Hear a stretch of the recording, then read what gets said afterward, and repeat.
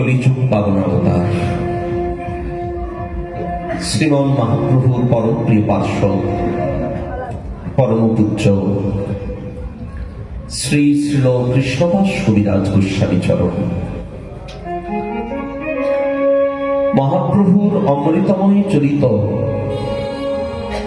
গুণগাথা, প্রেম কথা, অপূর্ব লীলা মাখানো এই গৌর চরিতাবলী মাতৃস্ব জীবের নিকটে প্রকাশ করেছে। আমরা গতকাল কবিরাজ গোস্বামী পাদের চরিত্র কিঞ্চিত আলোচনা করে এসেছি। একে নিত্যানন্দ শক্তি, তাহাতে প্রগাঢ় ভক্তি, তাহেরূপ রঘুনাথ সঙ্গ, সকলের কৃপাপাত্র, তাই তার এহেন গৌর চরিত্রের প্রকাশ তারই মাধ্যমে যোগ্য আধার। তিনি বলছেন, এ জগতে কোনো প্রতিভার দ্বারা, পাণ্ডিত্যের দ্বারা, জ্ঞানের দ্বারা এই চৈতন্যের চরিত্রকে বর্ণনা করা সম্ভব নয়। তাহলে অনেক বিদগ্ধ বিদ্বান পণ্ডিত জগতে আছে, তারা তো অনায়াসে লিখতে পারতেন না। একমাত্র কৃপার সম্পত্তি, একচেটিয়া কৃপা অধিকার, কৃপা সম্পত্তি। তাই সর্বপ্রথমে এই গৌরাঙ্গীর অপরূপ জন্মলীলা থেকে তার যে লীলা মাধুরী বর্ণন করতে গিয়ে সর্বপ্রথমেই তিনি প্রার্থনা করলেন সেই কৃপা, সপ্রসিদ্ধ চৈতন্য দেব যস্য প্রসাদতঃ তল্লীলা বর্ণনী যোগ্য সদ্য স্যাৎ অধমপ্পয়। আমার মতো অধম ব্যক্তি কিন্তু তোমার গুণ গাইতে সামর্থ্যবান হয়ে যায়, শক্তি পেয়ে যায়।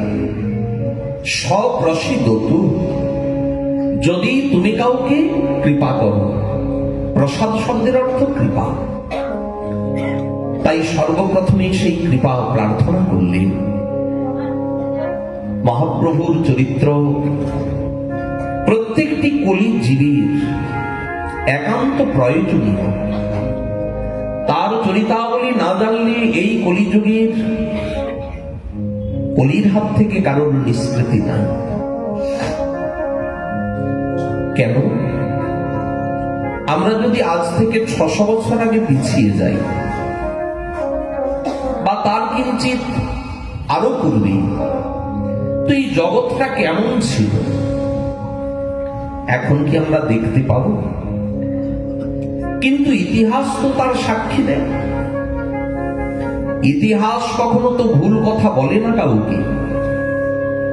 আমরা যে আমাদের পূর্ব এই ভারতবর্ষের কথা, বিবিধ প্রসঙ্গের কথা যে আমরা জানি কোথা থেকে?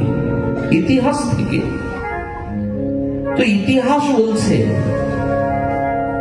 কৃষ্ণ নাম ভক্তি শূন্য সকল সংসার।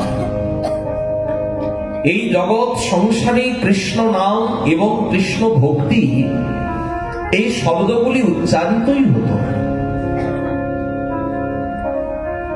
এখন রাস্তায় যেতে যেতেও জয় সীতানাথ, জয় নিতাই, জয় গৌর, রাধে রাধে আমরা শুনি না? কিন্তু আজ থেকে 600 বছর পূর্বে কৃষ্ণ নাম ভক্তি শূন্য সকল সংসার। তাহলে এই কলির অবস্থাটা কেমন ছিল? প্রথম কলিতে হইল ভবিষ্য আচার। ভবিষ্য আচার বলতে ভক্তি বিরোধী বা ভক্তি শূন্য একটা অবস্থা, তাকেই বলে ভবিষ্য আচার। কেমন সেই ভবিষ্য আচার? ধর্ম কর্ম লোক এই মাত্র জানি, মঙ্গল চণ্ডীর গীতে করে জাগরণ, আজও অনেকে রাত্রি জাগে।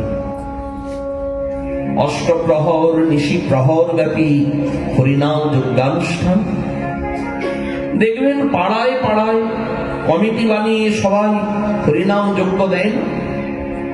যে পাড়ায় হয় না বলে আরে ম্লেচ্ছ পাড়া, সব পাড়াতে হচ্ছে, ওদের পাড়ায় দেখো কোনোদিন নাম ধামের কোনো বালাই নেই, নিন্দা করে।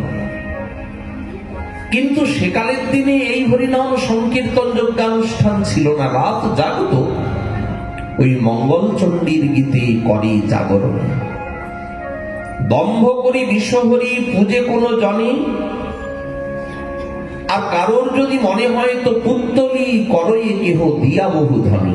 পুতুলের বিয়ে উৎসব অনুষ্ঠান, টাকা খরচা করে পুতুলের বিয়ে অনুষ্ঠান হচ্ছে। এই ছিল সেকালের দিনের উৎসব অনুষ্ঠান।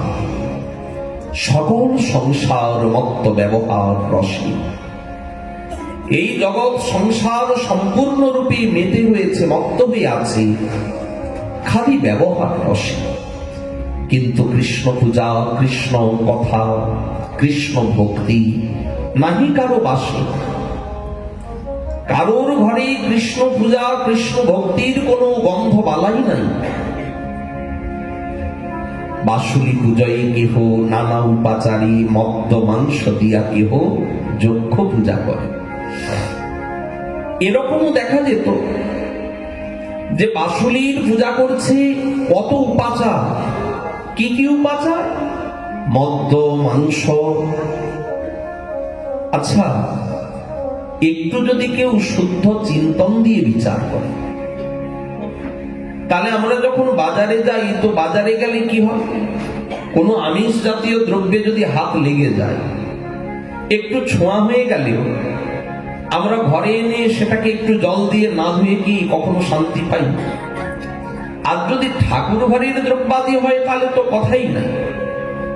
শুধু ভক্ত বলে নয়, যারা শক্ত ব্যক্তি তারাও ঠাকুর পূজার দ্রব্যাদি যখন আনে দেখবেন তখন একটু হাত ধুয়ে জল ছুঁয়ে একটা পবিত্র মনের ভাবনা নিয়ে পূজার দ্রব্যাদি অনুষ্ঠানে পূজার যা দ্রব্যাদি সব সংগ্রহ করে। এটাই নিয়ম। সেখানে একটা পূজা অনুষ্ঠানে মদ্য মাংস দ্বারা পূজা হচ্ছে। পূজাটা কেমন? আজও পিতৃশ্রাদ্ধ অনুষ্ঠান, এমন নানা ধর্মীয় ক্ষেত্রেও আমরা দেখতে পাই এই মদ্য মাংসাদি ব্যবহার। আচ্ছা, সামান্যতম মানুষের কি মানবিক বুদ্ধি নাই? থাকলে এগুলি কি করে করে? সত্যগুণীর অধিকারী সর্বদেবতাগণ, স্বর্গবাসী, কি দেব কি দেবী। তাহলে সত্যগুণী যারা অধিষ্ঠিত, তাদেরকে ছাগ বলি দিয়ে, তাদেরকে মহিষ বলি দিয়ে, এগুলি কি কখনো ধর্মাচরণ? আমরা অনেকে বলি দিন দিন মুসলমানের সংখ্যা বেড়ে যাচ্ছে। আসলে বাড়ছে কোথা থেকে? আমাদেরই আবার যখন জন্ম হচ্ছে, আমরাই মুসলমান ঘরে গিয়ে জন্ম নিচ্ছি, হিন্দুর ঘরে আর কেউ আসছে না। কেন? এ জীবনে ধর্মানুষ্ঠান না করলে, সনাতন ধর্মের আচরণ না করলে আগের জীবনে কোথায় যাব? এ জীবনে ম্লেচ্ছ আচার করে যখন মরলাম, তো ম্লেচ্ছের ঘরে যেতে হবে, সংখ্যাটা ওখানেই বলবে। তাহলে একটু বিচার করা দরকার। যতটা গোহত্যার জন্য প্রতিবাদ করছি, ততটাই যেন আমাদের প্রতিবাদ থাকে এই জগতে ছাগ বলি, মদ্য মাংস দ্বারা এই পূজা উৎসব অনুষ্ঠান চিরতরে নিপাত যাক, বন্ধ হোক এগুলি। এই কথায় কথায় কালী পুজো, এই পুজো সেই পুজো, আর মদের ফোয়ারা উঠছে, এগুলি চিরতরে নিপাত যাক। না হলে এই মানুষগুলিও জগন হয়েই জন্মাবে। এরা কালী পূজা করেও জগন ঘরে জন্মাবে, কিছু করার নেই। এটাই বিবর্তন। স্বয়ং ভগবান যে বলেছেন, জং জং বাপি স্মরণ ভাবং তজত্যন্তে কলেবরম। এটাই তো নিয়ম। যে চিন্তা তুমি করছো, এই চিন্তন করতে করতে তুমি যদি প্রাণ ত্যাগ করো, তাহলে তোমার দশা তো সেই প্রকারই হবে, কর্মানুসারী গতি। আমরা কেবল গোহত্যারই প্রতিবাদ করি, অবশ্যই করা উচিত। তার মানে গোহত্যাকে আমরা সাপোর্ট করছি তা নয়, কিন্তু ততখানি এই সমস্ত বলি প্রথা আদি বন্ধ হওয়া উচিত। যাই হোক, এই ছিল হিন্দু ধর্মের, সনাতন ধর্মের ভিতরে ব্যবহার, আচার। তুল্যমূল্য এখন তো আমরা অনেক সুখে স্বাচ্ছন্দ্যে রয়েছে ধর্মীয় বিষয়, সেকালে কোনো এই বিচার আচার ছিল না। আরো আশ্চর্য কি জানেন, যারা এই জগতে খুব বেশি করে শাস্ত্র আদি ব্যাখ্যা করত তারা কারা? জীবা ভট্টাচার্য, চক্রবর্তী মিশ্র সব, তাহারাও না জানে গ্রন্থ অনুভব। আজও সমাজে ব্রাহ্মণগণকে কিন্তু সম্মান দেওয়া হয়,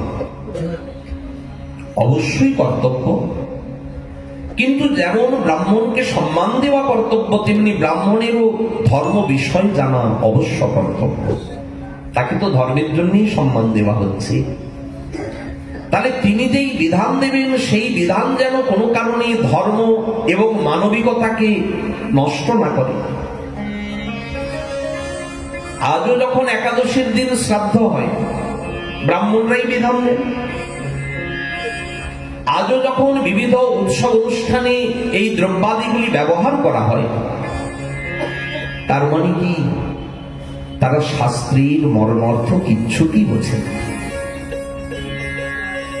তাই জীবা ভট্টাচার্য, চক্রবর্তী সব, তাহারাও না জানো এই গ্রন্থ অনুভব।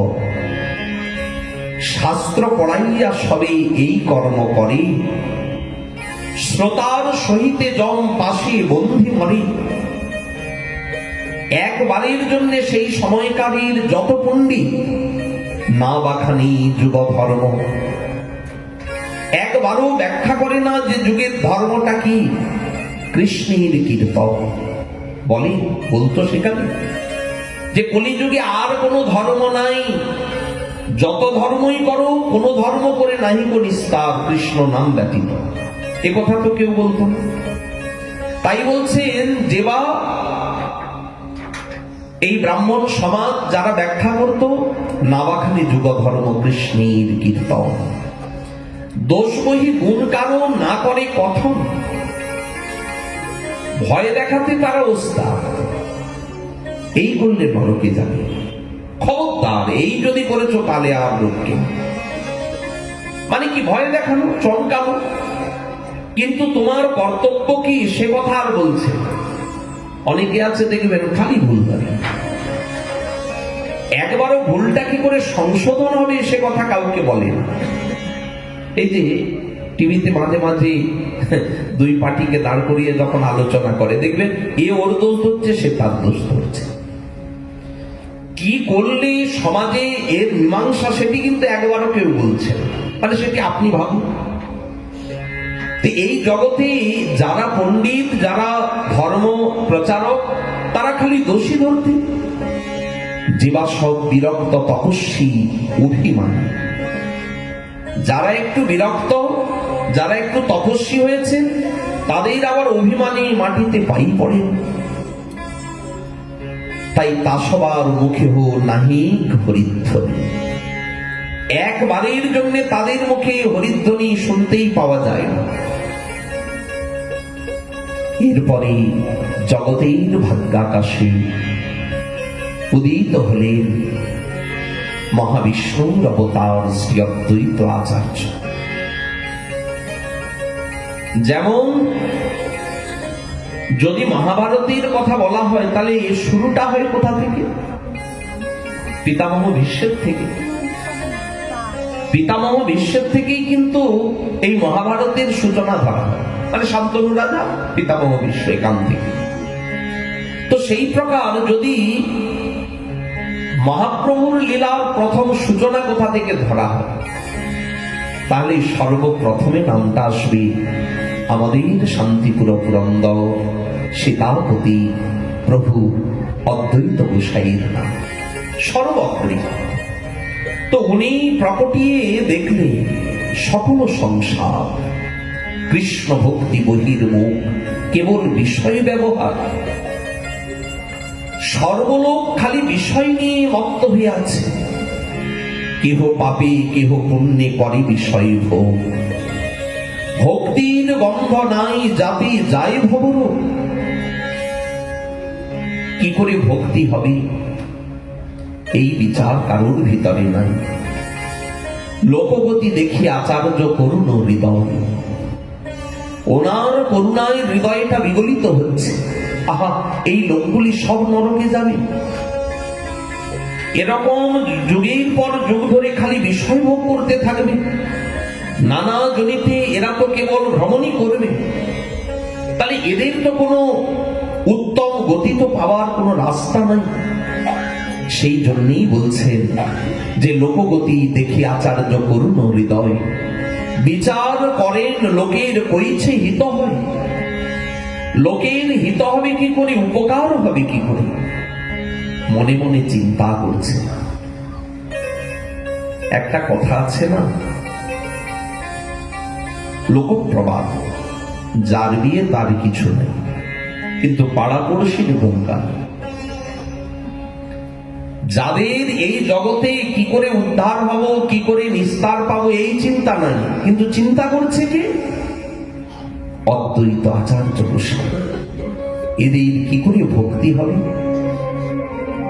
নাম বিনু কলিকালে ধর্ম নাই আর, কলিকালে কইছে হবে কৃষ্ণ অবতার। কি করলে স্বয়ং কৃষ্ণ আবির্ভূত হবে? আচ্ছা, শ্রদ্ধা ভাবে করিব কৃষ্ণের আরাধনা। আমি নিজে যদি শ্রদ্ধার সঙ্গে কৃষ্ণের আরাধনা করি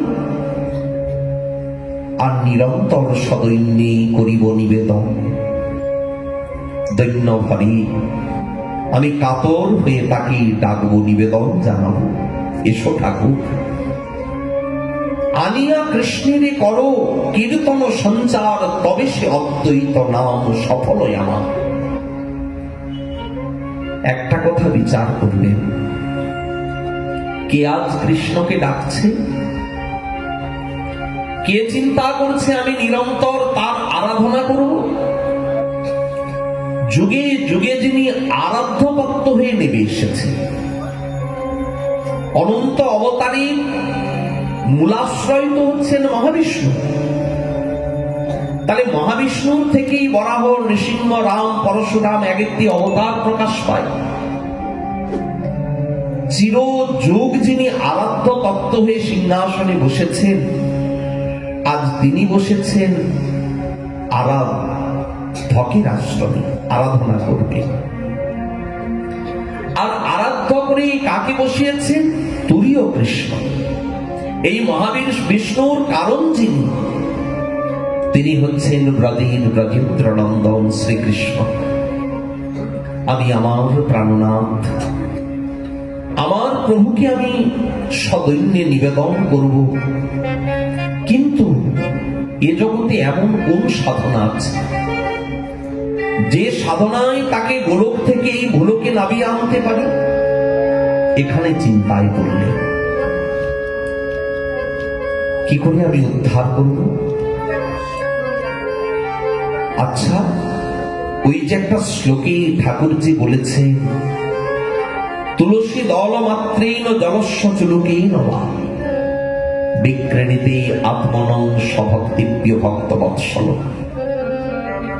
কেউ যদি একটা তুলসীর দল আর এক কুণ্ডুষ জল ঠাকুরজির চরণে কেউ যদি দেয়, বেশি তো কিছু দামি নয়, গঙ্গার জল আর তুলসীর দল দুই পাওয়া যায়। তবে তার সাথে যদি হৃদয় থেকে নয়নের জল বেরিয়ে আসে, সেই নয়নাশ্রু যদি ওই তুলসী দল গঙ্গা জলে মিশে আর গোবিন্দ চরণে নিবেদিত হয়, তার ঋণ শোধিতে কৃষ্ণ করেন চিন্তন। চিন্তা করে আমি কি করি এদের ঋণটা শোধ করব? আমি তো কথা দিয়েছি, এই যথামং প্রপদ্যন্তে তাং স্তথৈব ভজাম্যহম। যে আমাকে যেমন করে ভজনা করে আমিও তাকে প্রতিদান দিয়ে দেই, কারোর কাছে আমি ঋণী থাকি না। কিন্তু ওরা যে আমাকে তুলসীর দল গঙ্গা জল নয়ন জলে মিশিয়ে দিল, আমি কি করে এদের ঋণটা শোধ করব? এদের যে পরিমাণ ঋণ হয় সেই ঋণ তো আমার ঘরে নাই, তাদের ঋণ শোধিতে ঘরে নাই কোনো ধন। তাহলে কথাটা ব্যর্থ হয়ে যাবে। এই যথামন প্রবর্তন্তে কথাটা ব্যর্থ হয়ে যাবে। না না, আমি যদি আমাকে বিক্রয় করে দিই, হে ভক্ত, তুমি যে নয়ন জলে তুলসীর দল গঙ্গা জল দিয়ে আমায় আরাধনা করেছ, আমি যদি আমাকে বিকিয়ে দিই, আমি যদি আমাকে দিয়ে দিই, তাহলে কি এই তুলসীর দল আর গঙ্গা জল আর ওই চোখের জলের দামটা শোধ করতে পারবো? শোধ কি হবে? এত চিন্তি আত্মরিচি করেন কৃষ্ণ ঋণীর শোধ। পেয়েছি পেয়েছি, এই তো উপায় পেয়ে গিয়েছি। সর্বকলির জীব তোমাদেরকে এবার নিস্তার করুন, আমার প্রভুকে ডেকে। প্রভু সীতানাথ আজ তাই রাশি রাশি তুলসীর দল তুলে আর গিয়ে উপস্থিত ওই বাবলা তলায় গঙ্গার ঘাটে এক বুক গঙ্গার জলে দাঁড়িয়ে, এসো এসো প্রভু মদন গোপাল, প্রাণারাধ্য মদন গোপাল, তুমি এসো, এই বলে আর কাতর হয়ে ডাকছে। অদ্ভুত অদ্ভুত, যার চরণে তুলসী দল নিত্য ভক্তগণ দেয়। আজও জগতে যত বিষ্ণুমূর্তি তার চরণে তুলসী নিত্য ভক্তগণ দেয়। আজ তিনি নিজে গিয়ে হাতে তুলসীর দল নিয়ে আর তার চির আরাধ্য মদন গোপালের চরণ চিন্তা করে দিচ্ছে। অদ্ভুত প্রভু, জয় জয় অদ্ভুত সৌপ্রভু অদ্বৈত, সুরধ্বনির সন্নিধানী, আখি নদী রহে প্রেমে নদী বহে, বসন তিতিল ঘামে, নিজ প্রভু মনে ঘন গরজনে, উঠে চলে চলে লম্ফ, প্রেমে পুলকিত আত্মহারা। উনি জোরে জোরে লম্ফ দিয়ে উঠছেন, বাহু দুটি প্রসারিত করে ডাকছে, এসো এসো প্রভু। ডাকে বাহু তুলি, কাঁদে ফুলি ফুলি, দেহে দেখি বিপরীত কম্প, আজ সর্বঙ্গে বিপরীত বিপরীত কম্প, প্রেম কম্প। অদ্বৈত হুঙ্কারে সুর ধ্বনির তীরে সারা আকাশ বাতাসকে ধ্বনিত করে কাঁপিয়ে, স্বর্গ মর্ত পাতাল ভেদ করে একেবারে সেই ব্রহ্মলোক আদি পরব্রহ্মকে কাঁপিয়ে দিয়ে সেই ধ্বনি গিয়ে উপনীত হলো গোলক বৈকুণ্ঠে। অদ্বৈত হুঙ্কারে সুর ধ্বনির তীরে আইলা নাগর রাজ আর কি বসে থাকতে পারেন? গোলকপতি সাথে সাথে নেমে এলেন। তাহারও পীড়িতি, শুধু জোর দিয়ে ডাকা নয়, তার হৃদয়ে যে কতটা পীড়িতি এই ঠাকুরের প্রতি, যার নাম নিতে ক্ষণে ক্ষণে মূর্ছা যায়। আমার শ্রী অদ্বৈত আচার্য গোসাই, যাহারও পীড়িতি আইলা তুলিতে উদয় নদী আর মাছ। জয় জয় প্রভু সীতানাথ, করল দে কত, নন্দের নন্দন হরি, কহে বৃন্দাবন অদ্বৈত চরণ, শতত হৃদয় মাঝারিতে ধরি।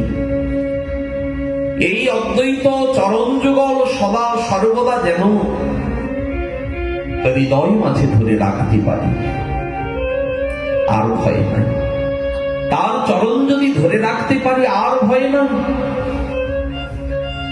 অদ্বৈতের তাই চরণ যুগল বৃন্দাবন দাস ঠাকুর প্রার্থনা করছে, অদ্বৈত চরণ রিয়া হৃদয় মাঝারিতে ধরি। সাথে আবার শ্রীহরি দাস। অদ্ভুত, অতি আশ্চর্য। কার কথা বলবো, কার কথা নেব? একদিকে অদ্বৈত ছিল আরাধ্য হয়ে আরাধক, অদ্ভুত।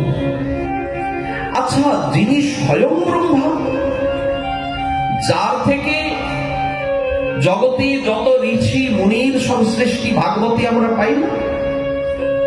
জগতে যত ঋষি মহর্ষি ওনার থেকেই তো, ওনারই সন্তান নারদ, যার থেকে ব্রাহ্মণের সৃষ্টি। আজ তিনি এসেছেন নিচকুলে, আশ্চর্য।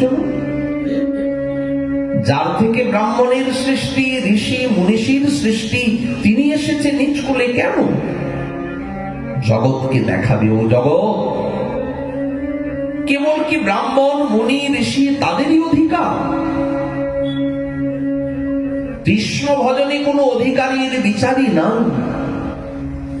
জাতি কুল সব নিরর্থক, এটা বুঝাইতে জন্মিলেন নিচকুলি প্রভুর আজ্ঞাতে। আজ নিজেই এসেছেন নিচকুলি, এবং কি করে বরণ কুল, যেই কুলে কেন জন্ম না হোক, কেবল ভকতি হোক। কপিকুলে ধন্য বীর হনুমান, শ্রীরাম ভক্তরাজ ল্যাজিত আছে, বানর কুলেই তো জন্ম। কিন্তু কে বলবে হনুমানের মহিমা আমাদের থেকে কম? বুকের পাটা আছে কারোর। রাম ভক্তির রাজা তিনি, হৃদয়কে চিরে যে দেখাতে পারে, এই দেখো প্রভু আমার হৃদয়ে বসে, তাহলে কম কথা তো। শ্রীরাম ভক্তরাজ রাক্ষস হইয়া বিভীষণ বৈশে ঈশ্বর সভার মাঝ। উনি তো জাতিতে রাক্ষস, তাতে কি হল? তার হৃদয়ে প্রেমের গুণে বেঁধেছে ঠাকুরজি, তাই ঈশ্বর সভার মাঝখানে ভক্ত সমাধির মাঝে বসেছে। যদিও অসুর কুলে জন্মে। আবার বলছেন, এই জগৎ সংসারে ফটিক স্তম্ভ থেকে প্রকট হয়েছিল নৃহরি কার বশে? দৈত্যের ঔরসে প্রহ্লাদ জননী ভুবনী রাখিল যশ। স্ফটিক স্তম্ভেতে প্রকট নৃহরি হইয়া যাহার বশ। বলো নাকি কুল বিদুরীর ছিল? কি এমন কুল ছিল বিদুরীর খাইল যাহার ঘরে? চণ্ডাল হইয়া মিতালি করিল গুহক চণ্ডাল বরে। সে তো চণ্ডাল, আজ গুহক। ভগবান ঠাকুরজি রামচন্দ্রকে পেলেন, তাহলে চণ্ডাল হয়েও মিতালি করেছে। দেখো না কেমন সাধন করিল গোকুলে গোয়ালা নারী, মায়েদের অধিকার নাই? বৃন্দাবনী ব্রজগোপীগণ তার বড় দৃষ্টান্ত, উজ্জ্বল দৃষ্টান্ত। তাই বলছেন, দেখো না কেমন সাধন করিল গোকুলে গোয়ালা নারী। জাতি কুলাচারী তবে কি করিল, শিহরি জিভজে তারি। জাতি কুল আচার কি করেছে? হরিকে যে বোঝেছে সেই পেয়েছে। ও কে বানর বংশে, কে রাক্ষস বংশে, কে অসুর বংশে, কেই বা চণ্ডাল বংশে, এসবের বিচার কিছু না। কে নর কে নারী, এসবের বিচার। কৃষ্ণ ভজনে সবে অধিকারী। এখানে কুলীর গরব নাই।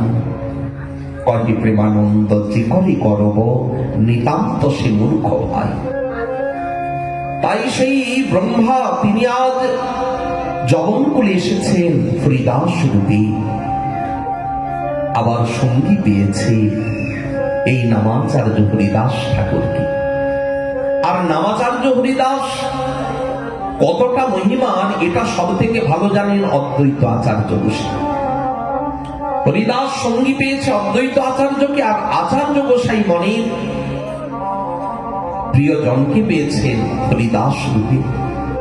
তাই একে অপরের সঙ্গে ওতপ্রোত, সর্বক্ষণ যুক্ত। উনি যখন গঙ্গার জলে নেমে এক বুক জলে দাঁড়িয়ে উনি ওই তুলসীর দল দিচ্ছেন, তখন তীরে বসে হরিদাস ঠাকুর হরিবোল হরিবোল হরিবোল, আর এই রূপে হরিনাম কীর্তন গাইছেন, নামের সাধনা। একদিকে তুলসী দল, গঙ্গা জল, নয়ন জলের আরাধনা, আরেকদিকে নামের সাধনা। এদিকে ভালো লাগছে না, আমি একা একা কি বা করব? আমি চিরকাল পরে এসেছি, আজ এলাম আগে। ওই যে রাম অবতারে লক্ষণ রূপে এসেছে, আগে দাদা আসবে, আমি পরে আসবো। কিন্তু বলরাম অবতারে আগে এসে অপেক্ষা করেছে কখন ভাই আসবে। আজ বড় সেজেছে, এখানেও ঠিক তাই, আগে এসে অপেক্ষা করেছে কখন আসবে। কে? ওই বলরাম। তবে এবারে হয়েছে নিত্যানন্দ রাম। বলরামই থাকতে পারতে। নামে একটা ভার থাকে না, দেখবেন নাম শুনলেই অনেককে বোঝা যায় ইনি লোকটা ভারী, নামটা বলে দিচ্ছে। তো বলরাম, বল আছে, শুধু শুধু নিত্যানন্দ রাম হয়ে লাভ কি? বলরামই তো ভালো ছিল, নিত্যানন্দ হলেন কেন? বললেন বলরাম চিন্তা করেছে আমি পারি। কি পারেননি? আমি বল দেখাতে পারি। নামটা বলরাম ঠিকই, কিন্তু আমি বল দেখাতে পারি। এ আবার কি কথা? তুমি বল দেখাতে পারোনি, নাড়া দিয়ে তাল বেড়ে ফেললে। অসুরগুলিকে ধরে ধরে আছাড় মারলে বল দেখাওনি। এগুলি কি উপকারের কাজ? ছোটখাটো উপকার। একটু ক্ষুধা লেগেছিল সকালে, দু চারটে তাল পড়লো, খেলো। এক দুটো অসুর উৎপাত করতো, তাদেরকে ধরে মারলাম। কিন্তু সর্বসাধারণের কাছে তো আমার বল গিয়ে পৌঁছালো না। আমি কি পেরেছি বল প্রয়োগ করে সব জীবগুলিকে ভাইয়ের চরণে ফেলে দিতে? তাহলে বলরাম নামটা সার্থক। আমি তো পারিনি আমার বল দেখিয়ে সর্বজীবকে কৃষ্ণমুখী করাতে।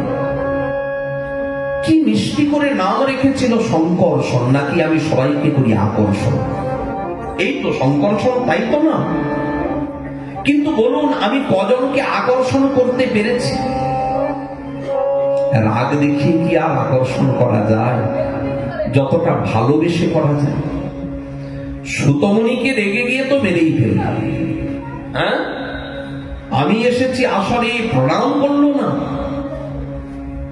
এটা রাগের কথা কি? গণ্যমান্য অভিন্ন কৃষ্ণ বিগ্রহ আমি এসেছি, সবাই আমাকে দণ্ডবৎ সকলে করেছে, এক সুতো করলো না, রেগে গিয়ে মাথাটা গোলমাল করে গেল। সেই লোমহর্ষণ সুতোকে উনি সঙ্গে সঙ্গে সেই স্থানেই বদল। একটু প্রণাম করেনি, তার জন্য তুমি মেরে ফেললে? না না, পারিনি তো। আমি তাই তো চিন্তা করছি, এবার নিত্যানন্দ রাম আমাকে প্রণাম তো পরের কথা, আমাকে যদি অপমান কেউ করে তথাপি আমি কিচ্ছু বলবো না। তার হাতে ধরবো, তার পায়ে ধরবো, বলবো ওরে তোর একবার গৌর হরিব। আজ সেই ক্রোধী ঠাকুর, সেই রাগী ঠাকুর হয়েছে কি অক্রোধ পরমানন্দ নিত্যানন্দ রাম। আজ আর রাগ নাই, অভিমান শূন্য নিতাই নগরী বেড়া। অধম পতিত জীবের দ্বারে দ্বারে যাইয়া হরিনাম মহামন্ত্র আজ দিচ্ছেন বিলাইয়া। তো এই ভবসাগরে সেই পাপী কেবল এলো আর গেল, যে নিতাই চরণের এমন কৃপা পেয়েও, এমন কৃপার ঠাকুরকে পেয়েও যে না ভেঙে, সেও অপেক্ষা করছে কবে ভাই আমার আসবে। এক রূপে বিশ্বরূপ, আরেকদিকে হারাই নন্দন নিত্যানন্দ, সেই বলরাম। এখানে সচিমা জগন্নাথ মিশ্র আগেই তো তারা একটা সংকেত পেয়েছে, কারণ পিতামাতা বলেছে তোমরা নবদ্বীপে চলে যাও। শ্রীহট্টে যদিও জগন্নাথ মিশ্রের জন্মস্থান, উপেন মিশ্রের সপ্তপুত্র যেন সপ্ত ঋষিশ্বর, তার ভিতরে আবার জগন্নাথের তো তুলনাই হয় না। আর এই জগন্নাথ মিশ্রের যে পত্নী শচী দেবী, সাক্ষাৎ যেন বাৎসল্য স্নেহ রসেরই মূর্তি। এ জগতে একজনেরও মনে হয় না সচীদেবীকে দেখে মা ব্যতীত অন্য কোনো ভাব, দেখলেই মনে হয় যেন মাতৃভাব। মহাপ্রভুর জন্মস্থানে তো সবাই গিয়েছে। আচ্ছা, নিম গাছের তলায় গিয়ে যখন সচিমায়ের দিকে কেউ তাকায়, মনে হয় না যে মাতৃ স্নেহের সাক্ষাৎ যেন মূর্তি? আহা, মায়ের কাছে এসেছি, এবার শান্তি। সচিমা হচ্ছে এমন, যেমন পতিব্রতা রমণী সতী সাধ্বী, তেমনি বাৎসল্য স্নেহ বিভাবিত তার সর্বঙ্গ। সেই সচীদেবী এবং জগন্নাথ মিশ্র একদিন রাত্রিকালে অকস্মাৎ স্বপ্ন দেখলে অনন্ত জ্যোতির্ময় সব ধাম জগন্নাথ মিশ্রের অন্তরে এসে প্রবেশ করল। আর জগন্নাথ মিশ্রের হৃদয় থেকে সচিমায়ের হৃদয় সেটি পরিবর্তিত হয়ে গেল। ঘুমটা ভেঙে গেল। এক অপ্রাকৃত দিব্য আনন্দানুভূতি, কাউকে বলে বোঝানো সম্ভব নয়।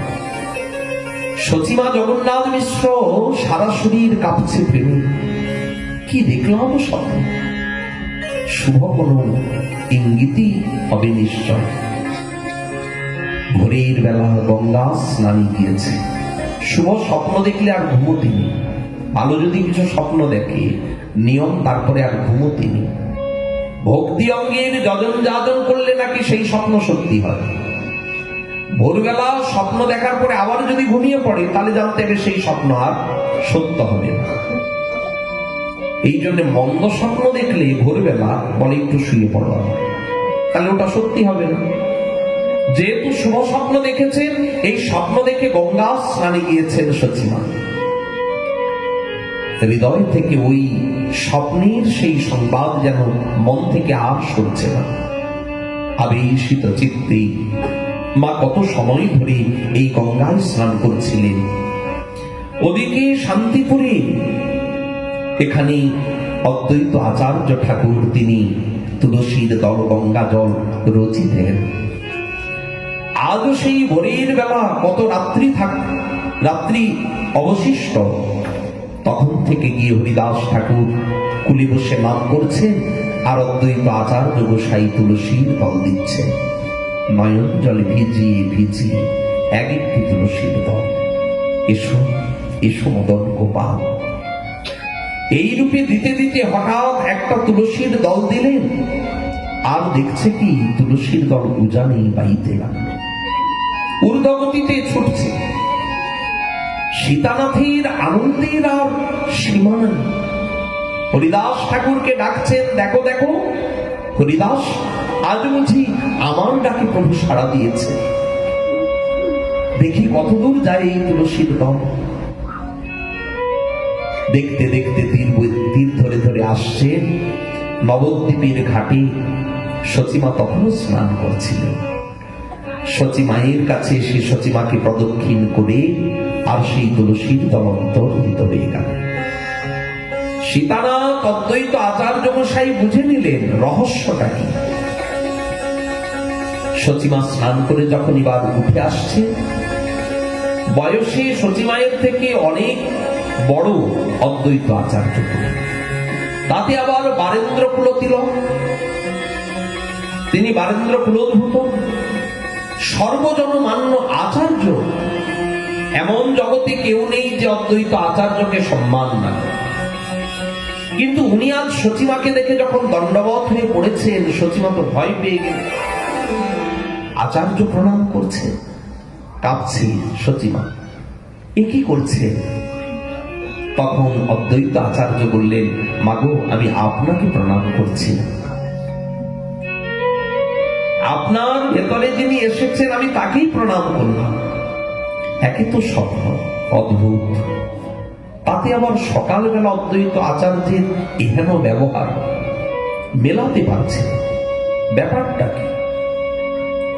কিন্তু এক কলা করে সচি গর্ভ মাঝে বেড়ে উঠতে লাগলো। সেটা ছিল মাঘ মাস, বেশ ঠান্ডা। শীতকালটা কেটেছে, বসন্তের ছোঁয়া লেগেছে। শুধু যে পরিবেশ প্রকৃতিতে বসন্তের ছোঁয়া লেগেছে তা নয়, সর্বজীবীর মনেও আজ ওই বসন্তের যেন ছোঁয়া লেগেছে। কেন? বলে কি জানি, নব এক কোনো আনন্দে সবার হৃদয়টা আজ আন্দোলিত হচ্ছে। মাঝে মাঝে সচিমা বুঝতে পারেন কারা যেন এসে সব স্তব করে, স্তুতি করে, কিন্তু কাউকে নিকটে দেখতেও পায় না। মাঝে মাঝে মনে হয় এদিক থেকে ওদিকে যেন ছায়ার মতো কে চলে গেল, ভয় পেয়ে যায়। কিন্তু চলে যাওয়ার পরে এক অদ্ভুত সুআঘ্রাণে সারা পরিবেশটা যেন কেমন আমোদিত হয়ে যায়। এটা অনুভব করেনি বিলক্ষণ জগন্নাথ মিশ্র। সচিমা বলে, আচ্ছা এমন কেন ভাবি বলুন তো? কি জানি, মনে হয় যেন কত দেবতা চারিদিকে আমাদের ঘোরাঘুরি করেছে। সচিদেবী ভয় নাই, নিশ্চয় তারা আমাদেরকে সুরক্ষা রক্ষাই করবে। আমরা তো কোনো অনাচার করি না, কুলদেবতা রূপে আমাদের নারায়ণ শিলা নিত্য সেবিত হয়। নিশ্চয় তিনি আমাদের সর্বতরূপে রক্ষা করবেন। এক কলা করে বেড়ে উঠতে লাগলেন। দেখতে দেখতে এসে গেল সেই অঘ্রাণ মাস।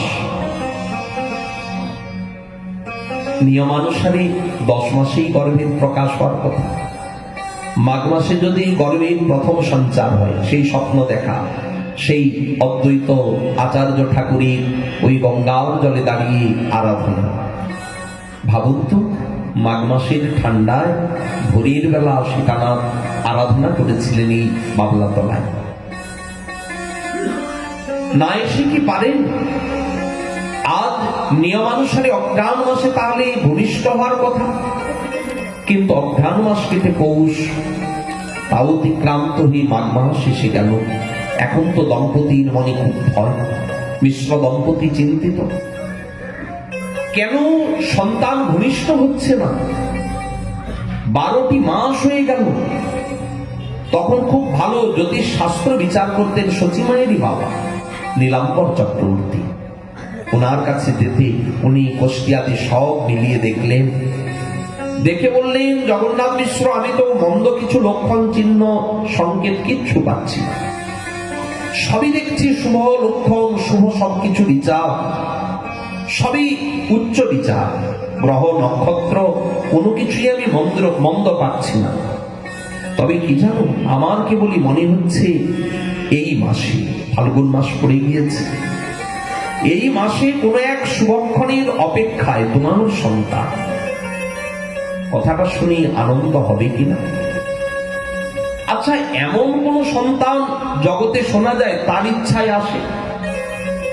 শুনেছি সুখদেব গোস্বামীর কথা, প্রহ্লাদের কথা শুনেছি, মাতৃ জঠরে দীর্ঘ সময় তিনি ছিলেন। এমন হাতে গোনা এক দুটো আত্মসাক্ষী পাওয়া যায়। কিন্তু আমার সন্তান এমন কি যে নাকি নিজের ইচ্ছা অনুসারে শুভ লগ্ন, শুভক্ষণ, উচ্চ গ্রহ, তারকা, নক্ষত্র সবের বিচার করে তারপরে ভূমিষ্ঠ হবে? দেখতে দেখতে ফাল্গুন মাস। এই মাসে সকলের মনে একটা রঙের উৎসব। বাইরেও তো রঙের উৎসব, মনেও একটা রঙের উৎসব। ফাল্গুন মাস পড়লেই কি হয়, এতদিনে শীতের যে জড়তা সেটা কেটে যায়। উত্তরে হাওয়াকে প্রতিহত করি দক্ষিণা হাওয়া প্রবাহিত হতে থাকে। আর সেই দক্ষিণা বাতাসে গঙ্গা কি হয়, তরঙ্গায়িত হতে শুরু করে। এতদিন উত্তর থেকে উত্তরেই বইত, হাওয়া উত্তর থেকে বইছে, তরঙ্গের মালাই নেই। কিন্তু দক্ষিণা হাওয়া যেই প্রবাহিত হতে লাগলো, তরঙ্গ তখনই সৃষ্টি হয়। কেন? স্রোতকে বাধা দিচ্ছে। যেন মনে হচ্ছে আজ গঙ্গা নৃত্য করছে। এই তরঙ্গ মালায় গঙ্গা যেন উচ্ছলিত হয়ে নৃত্য করছে। আনন্দ তো হবেই। কত দুঃখ ছিল মনে। দেখো, ঠাকুরজির চরণ ছেড়ে এলাম, এই পাপি তাপিগুলি আমার মুখে এসে স্নান করে, পাপগুলি আমাকেই তো দিয়ে যায়। তাহলে আমি নাকি পতিত পাবনি, এই জন্য আমার কাছে এসে সবাই পাপ দিয়ে আর চলে যায়। পাপীগুলি কোথায় গোবিন্দ চরণ আর কোথায় পাপীর সঙ্গ সংস্পর্শ? ভালো লাগে? ভাগ্য তো যমুনা, যার তীরে নিরে গোবিন্দ কত লীলা করেছে, রাধারানীর সঙ্গে তিনি লীলা করেছে। কিন্তু আজ আনন্দে নৃত্য শুরু করেছে গঙ্গা। কেন? আজ বুকের ভিতরে গৌরব, যমুনে তোমার থেকেও আমার ভাগ্য সুপ্রসন্ন, আজকে উদয় হয়েছে আমার ভাগ্য। কি করে বুঝছো গঙ্গা তোমার ভাগ্য উদয় হয়েছে? বলে বারে বা, আজকে আমার তীরে যিনি আবির্ভূত হবেন তিনি তোমার মতো নয়। বলে আমার মতো নয়? আমার তীরে নেবে রাধা মাধব লীলা করেছেন তার থেকে বেশি কিছু? বলে হ্যাঁ। তোমার তীরে কখনো রাধারানী আসতেন কৃষ্ণ ধরে, কখনো গোবিন্দ আসতেন তো রাধারানী আটকা পড়ে গিয়েছে জটিলা মন্দির, কুটিলার মন্দির। সব সময় তো তোমাদের ঠাকুর ঠাকুরানী দুইজনের মিলন হতো না, বিরহে কেঁদে কেঁদে আমার মুখে দুফোঁটা চোখের জল ফেলে চলে যেত। হ্যাঁ, কখনো কখনো মিলন হয়েছে, একেবারে শুধু ছাড়াছাড়ি তা নয়, যমুনার তীরে মিলন হয়েছে, কিন্তু কখনো মিলন কখনো বিরহ।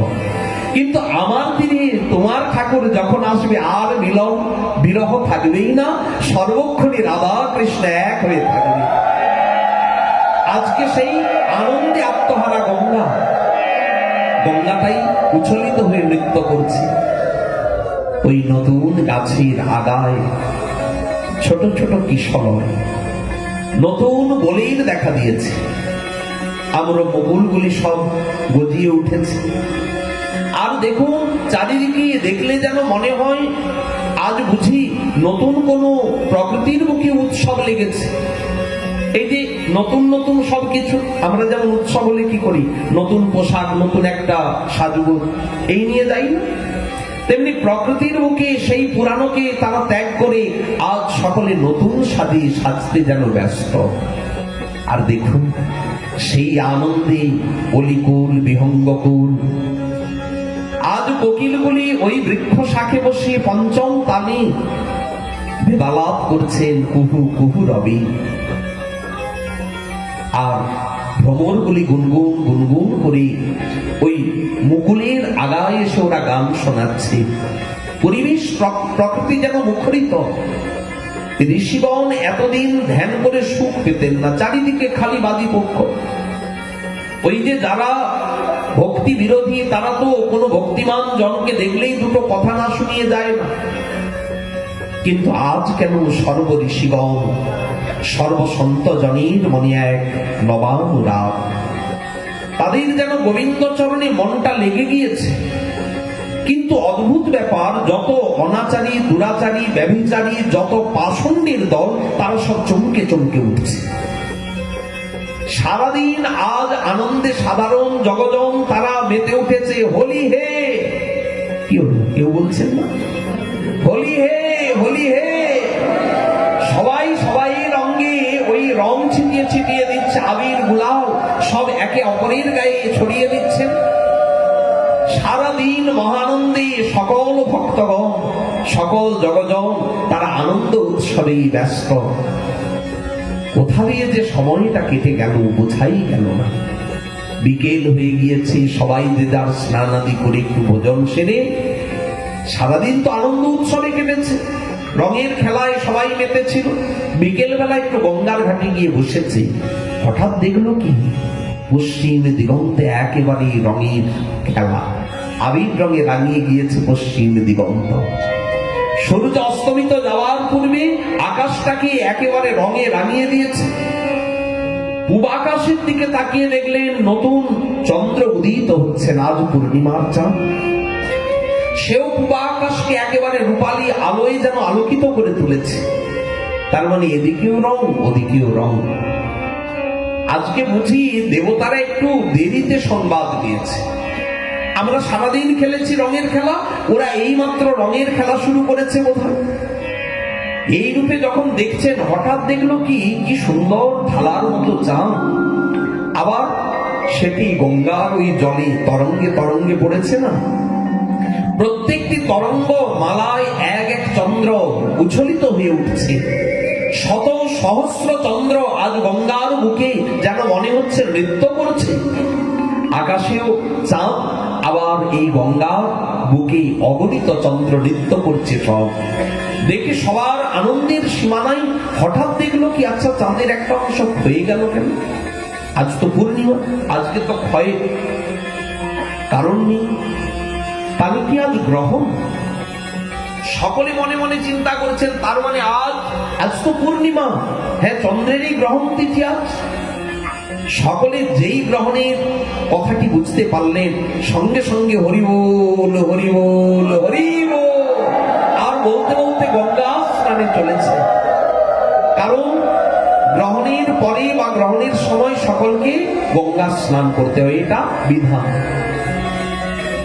সকলে যখন হরিবোল হরিবোল বলে গঙ্গা স্নানে চলেছেন, যত ভক্ত তারা চিন্তা করছে, আচ্ছা এতদিন তো কারোর মুখে হরিনাম হরি ভক্তির কোনো চিহ্ন পেতাম না, কিন্তু জগৎ আনন্দময়, সারা জগৎ আনন্দে আজ হরিবোল নিতাই গৌর হরিবোল আর হরিবোল বলে সবাই চলেছে গঙ্গা স্নানে।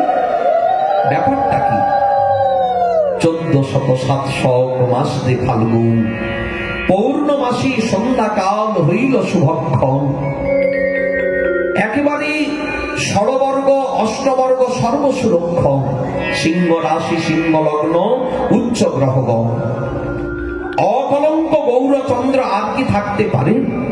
এই সুবর্ণ সুযোগ আগেই বলে দিয়েছিল, শুভ লগ্ন শুভক্ষণ গ্রহের উচ্চ অবস্থান দেখে তোমার সন্তান ভূমিষ্ঠ হবে। নীলাম্বর চক্রবর্তী জগন্নাথ মিশ্রকে বলেছিলেন। ঠিক সন্ধ্যার মুহূর্তে গোধূলি লগ্নে আজ চারিদিকে হরিবোল হরিবোল হরিবোল সর্বমর্ত ভেদ করে হরিধ্বনি ব্যাপৃত হলো। আর ঠিক সেই সময় নদিয়া উদয়গিরি পূর্ণচন্দ্র গৌর হরি কৃপা করি হইল উদয়। বলিয়ে শচীর দুলাল শ্রী গৌর সুন্দর কি, বলিয়ে নদিয়ার চাঁদ গৌর হরি কি, বলিয়ে কলিযুগ পাবনাবতার শ্রীমান মহাপ্রভু কি। নদিয়া উদয়গিরি পূর্ণচন্দ্র গৌর হরি কৃপা করি হইলা উদয়। পাপতম হইল না স্ত্রীজগতের উল্লাস, আজ জগভরি হরির ধ্বনি হয়। সেই কালে নিজালয়ে উঠিয়া অদ্বৈত রায়ের নৃত্য করে আনন্দিত মনে। অদ্বৈত আচার্য আনন্দে নৃত্য শুরু করেছে। হরিদাস ঠাকুর বলে, আচার্য গোসাই এই বুড়ো বয়সে হঠাৎ নৃত্য শুরু করলে কেন? বলে তুমি বলো কারণটা কি? হরিদাস ঠাকুর বললেন, বুঝে গিয়েছি কিছু কার্যে আছে আভাস। ওই যে তুলসীর দল, ওই যে গঙ্গা জলের বুক জলে দাঁড়িয়ে এত আরাধনা, আজ বোধ হয় তারই ফল তুমি প্রাপ্ত হলে, তাই না? আনন্দে হরিদাস ঠাকুর সেও নৃত্য করছেন। এদিকে শ্রীবাস পণ্ডিত উনি গিয়েছেন গঙ্গার ঘাটে, ঘরের সব দ্রব্যাদি সব বিলিয়ে দিচ্ছে ব্রাহ্মণ সজ্জনকে, খালি করে দাও, ঘর ফাঁকা করে দাও, যা আছে সব দিয়ে দাও, দান দেন করে দাও। আরে পরে চলবে কি করে? পরে চলবেটা কি করে? ঘর খালি করে দিচ্ছ। আহা, ঘর খালি না করলে গৌর সুন্দরকে ঘরে ঢোকাবো কি করে? ইঙ্গিত করছেন হৃদয়ের ভিতরে যত বাসনা আদি আছে না, এগুলিকে সব বিলিয়ে দাও, দান করে দাও। এর জন্য কোনো বিনিময় চেও না। খালি না হলে ওই হৃদয়ে সপার্ষদ গৌর সুন্দরকে তুমি কি করে এনে বসাবে? ঘরে বসাতে হবে না? শ্রীবাসের ঘর মানে কি? শ্রীবাস। বাসাটা যদি সুন্দর না হয়, তাহলে তার ঘরে কি করে আসবেন? তাই আজ আনন্দে আচার্য রত্ন শ্রীবাস মনে হইল সুকল্লাস, যাই স্নান হইল গঙ্গা জলে, আনন্দে বিহ্বল মন করে হরি সংকীর্তন, দান করে গ্রহণের ছলে। এই মতো ভক্ত ততি যার যেই দেশের স্থিতি, সেই সেই পাইয়া মন বলে নাচি করে সংকীর্তন, আনন্দে বিহ্বল মন দান করে গ্রহণের ছলে। যেখানে যেখানে যে ভক্ত আছে সকলে মহানন্দে আজ সবাই মত্ত। এদিকে কি হয়েছে, যত নদিয়াবাসী সবাই তো আসছেন যৌতুক নিয়ে। খালি হাতে এসেছেন নাকি আজকে? আজকের দিনে খালি হাতে আসলে তো হবে না। আগেই বলে দিয়েছিলাম মাইকে, চকলেট সবাইকে আনতে হবে। এনেছেন তো সবাই? এই তো, তাহলে কি করে আবার অল্পই চকলেট দিচ্ছি। আচ্ছা, বাকি এখনো 5 দিন রয়েছে, 5 দিনই চকলেট আনবে। কোনো না কোনো উৎসব তো থাকবে, আজকে না এলে জন্মোৎসব, কালকে আরেক কোনো উৎসব, এরকম চলতেই থাকবে। সুতরাং আজকে যারা আনেননি তারা মহাপ্রভুকে দর্শন করে নেন, কিন্তু কালকে এসে একটা কিছু উপহার দিয়ে যাবেন, মানে ওই চকলেট আদি কিছু আনবেন। তো দেখুন আজ সবাই এসেছেন যৌতুক লইয়া। দেখি দেখি শচী কুমার শ্রীমানকে দেখে আর চোখ সরাতে কেউ পারছে না, যেন কাঁচা সোনার দুটি দেখিয়া বালক মূর্তি আশীর্বাদ করে সুখ পাইয়া। বাৎসল্য ভাবে, যদিও উনি জগদীশ্বর, উনি জগৎকে আশীর্বাদ করেছেন, কিন্তু বাৎসল্য ভাবে সকলে ভাবছে ও তো বালক শিশু, একটু আশীর্বাদ করে যাই, চিরজীবী হও, দীর্ঘজীবী হও, আয়ুষ্মান ভব, এইসব বলে আশীর্বাদ করে করে সবাই যাচ্ছে। আচ্ছা, স্বর্গের দেবীগণ বলে আমরা কি তাহলে বঞ্চিত হব নাকি?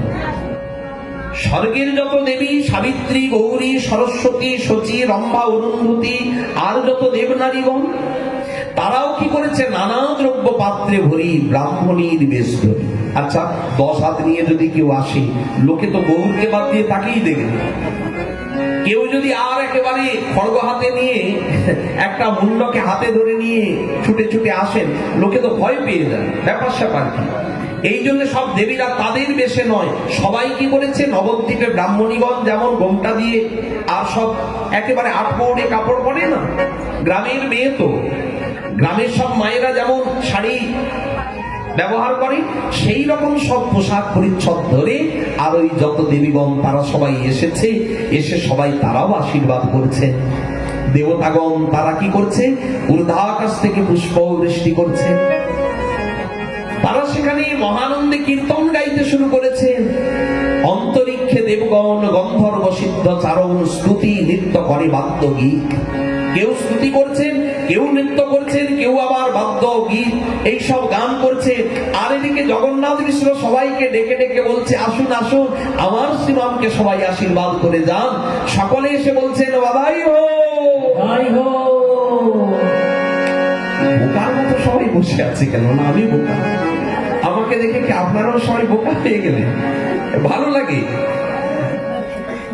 দাদার মুখে আপনাদের যা প্রশংসা শুনি, এখন মনে হচ্ছে ও দাদা আপন, তাহলে ভাই বোধ হয় পর না। শান্তিপুরে দাদাকে প্রায় সবাই চেনে, কারণ বড় গোসাই বাড়িতে 1 মাস দাদা পাঠ করে, তো ঘরের ছেলে তো বলে যে সবাই একবারে হাসি খুশি, আর এখানে সবাই মুখ ঘোমটা করে নিয়ে বসে আছে। কেন? আমি কি বাঘ না ভাল্লুক কামড়ে দেবো? আসলে তো দেবো না, তাহলে সবাই এরকম বসে আছে। বাধাই হো, বাধাই হো। বিশ্বম্ভর আজ স্বয়ং প্রকটিত হয়েছেন, আজকের দিনে বাধাই না দিলে হবে? জগন্নাথ মিশ্র ঘরে আনন্দ বাধাই, জগন্নাথ মিশ্র ঘরে আর জগন্নাথ মিশ্র ঘরে আনন্দ বাধাই, জগন্নাথ মিশ্র ঘরে আনন্দ বাধাই।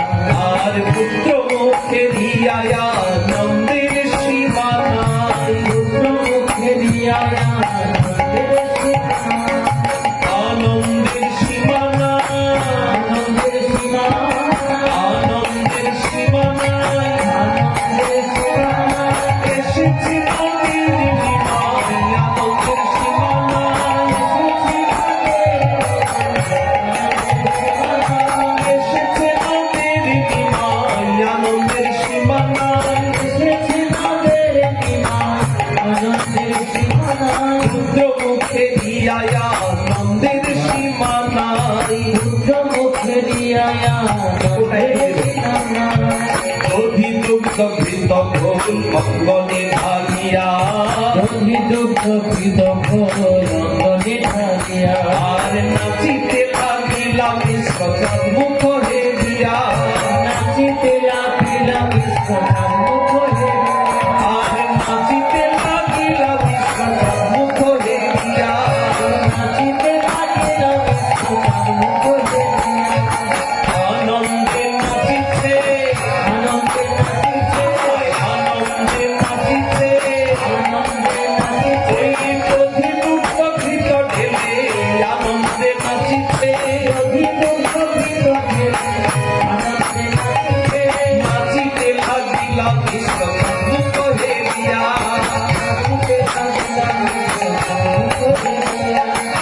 মিলা নদে পুরে সচির নন্দ, ঘন মিলা নদে পুরে সচির নন্দ, ঘন মিলা নদে পুরে সচির নন্দ, ঘন মিলা নদে পুরে সচির নন্দ। আহাই অন্তরিক্ষে করে দেবে পুষ্প বরিশাল, অন্তরিক্ষে করে দেবে পুষ্প বরিশাল, আহাই অন্তরিক্ষে করে দেবে পুষ্প বরিশাল, ওই অন্তরিক্ষে করে দেবে পুষ্প বরিশাল, অন্তরিক্ষে করে দেবে পুষ্প বরিশাল, অন্তরিক্ষে করে দেবে পুষ্প বরিশাল। আনন্দে করিছে, আনন্দ করিছে, কি বলছে দেবতাগণ? আনন্দ করিছে, আনন্দ করেছে, আনন্দ করিছে, আনন্দ করিছে, ওই পুষ্প বরিশাল করে আনন্দ করিছে, পাতালেও নাচিছে, আনন্দ করিছে, আনন্দ করিছে, অন্তরিক্ষে দেবে গণ আনন্দ করিছে, অন্তরিক্ষে দেবগণ আনন্দ করিছে, অন্তরিক্ষে দেবে গণ আনন্দ করিছে, অন্তরিক্ষে দেবগণ আনন্দ করিছে, পুষ্প বরিশাল করিছে, পুষ্পবর্ষণ করিছে, পুষ্প বরিশাল করিছে। পুষ্পবর্ষণ করিছে, তাই কি অন্তরিক্ষে করে দেবে পুষ্প বরিশাল, অন্তরিক্ষে করে দেবে পুষ্পবর্ষণ। চাঁদ নাচে সূর্য নাচে আর নাচে তারা, আরে নাচে সূর্য নাচে, আরে নাচে তারা, পাতালে বাঁশি নাচে আনন্দে বিভোরা, পাতালে আসবে নাচে আনন্দে ভরা, ওই পাতালে বাঁশি নাচে আনন্দে বিভোরা, পাতালে আসবে নাচে আনন্দে ভরা, আনন্দে নাচিছে, আনন্দে নাচিছে, আকাশেতে চন্দ্র সূর্য আনন্দে নাচিছে, আকাশেতে চন্দ্র সূর্য আনন্দে নাচিছে, পাতালেও নাচিছে, পাতালে নাচিছে, ওই বাঁশুরির খোলা তুলে পাতালে নাচিছে, আসলে ফোটা তুলে পাতালে নাচিছে, গৌর হরি হরি বলে পাতালে নাচিছে। চলে